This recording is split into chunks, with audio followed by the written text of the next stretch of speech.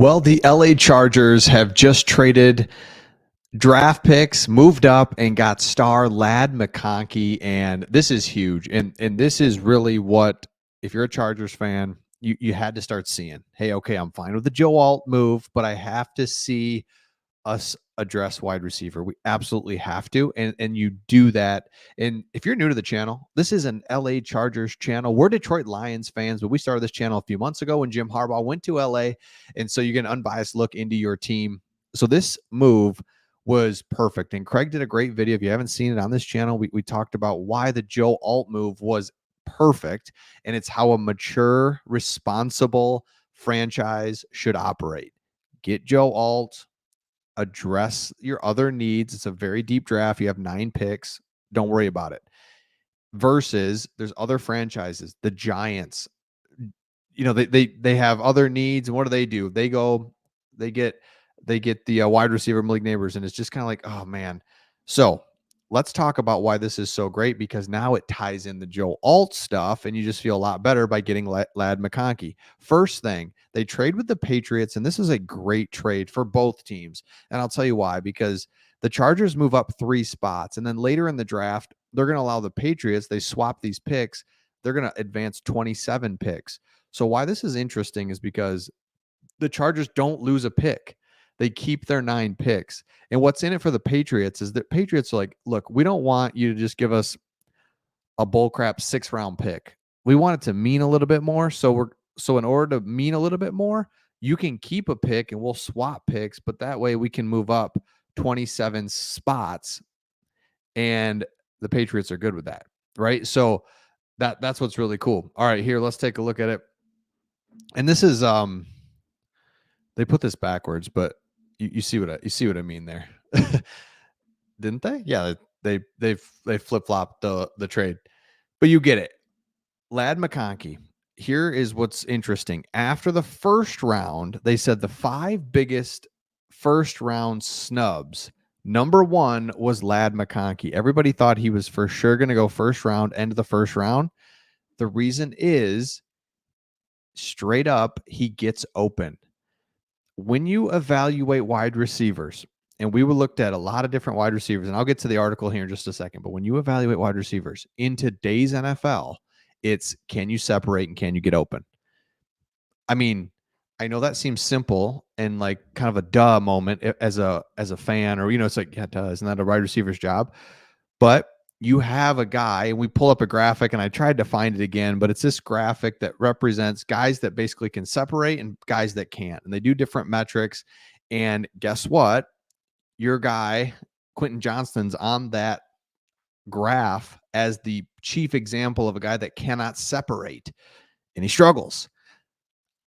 On that graph as well is a guy that can separate. Amon-Ra St. Brown just got paid, highest paid wide receiver in the game, well, for a day, and then AJ Brown took over that from the Eagles. They gave him a contract, but you get my point. If you can separate and get open, you can get the ball and catch the ball. I know, hey, but here's why it's so important. In today's game versus even 20 years ago,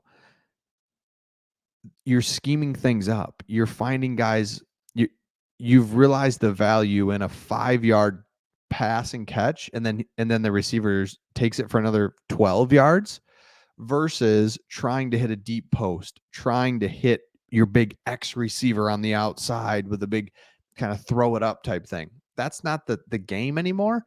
Instead, it's get open, get the ball in these playmakers' hands, make one guy miss in the secondary. You've got open space, and now you can take it 30 yards. That's the NFL now. So round 1 was a bitter pill to swallow. Every year, more than a few players projected to be first-round picks don't hear their name called. Thursday was no different. The chief example of that is Lad McConkey. A lot of analysts had McConkey going to either the Bills, Niners, or Chiefs at the end of the first round. The Niners and Chiefs picked their wideouts, and Buffalo traded out. And so the Bills had the first pick in the second round and could take McConkey with the 33rd overall pick. They don't. Chargers come up, take him at 34. Such a huge win. And the fact that the Chargers came up tells you everything. And what it tells you is, let's go get this guy. He's really good. let's go get this guy because our receivers currently are not good. They can say whatever they want in press conferences and try to defend their receivers. They're not good. So we got to go get boom. So just like that, in a matter of 34 picks, and this is what's just the draft is like mind blowing. In the matter of 34 picks, the Chargers solidify, or not solidify, but just get an anchor offensive lineman that dude does look like a beast because he looks like he's 14 years old. Joe Alt. It's like he does look like he's not even done growing, that he's like in high school. What happens when he just like gets stronger? Oh my goodness. So Joe Alt, beast. Jim Harbaugh called that the tip of the spear. But you're like, well, all right, but I just would have liked some wide receiver. Well, okay, fine. Get the wide receiver. And now it's done.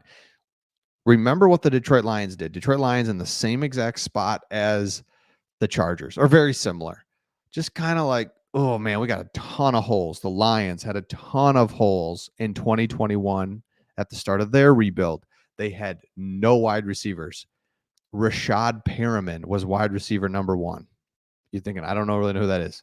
No, he's like played 2 years and he was out of the league. That was the Lions wide receiver number 1. And with the 8th pick that year, they took Penei Sewell. And it's just like, and what happens? They find Amon-Ra St. Brown later in the draft. They get Jameson Williams the next year. They add pieces. Do things correctly from the start versus the Giants. Kayvon Thibodeau, yeah, you're a good defensive end. Yeah, we'll grab this guy. We'll grab this. Let's do it right from the beginning. And that's what they did right from the beginning in free agency. Free agency was not a spending spree. It was, let's get our core guys back. All right, one of our core guys doesn't want to come back for the price that we can afford him. Let's get a pick for him. We got to, just maintaining a patient, well done operation. Build your core out. Yeah, so what if it takes 2 years? Trust me, that's where you want to be a consistent winner. So already in 34 picks in the NFL draft, the Chargers have their tackle set, boom, book it. A great wide receiver in Ladd McConkey that goes right into that room, makes it a million times better. Reminds me of St. Brown. Just gets open because he's a great route runner. He's quick. He's faster than he looks. He's stronger than he looks. Love all of it. So let me know your thoughts in the comments. Chargers doing good things already, and we'll see all of you on the next one.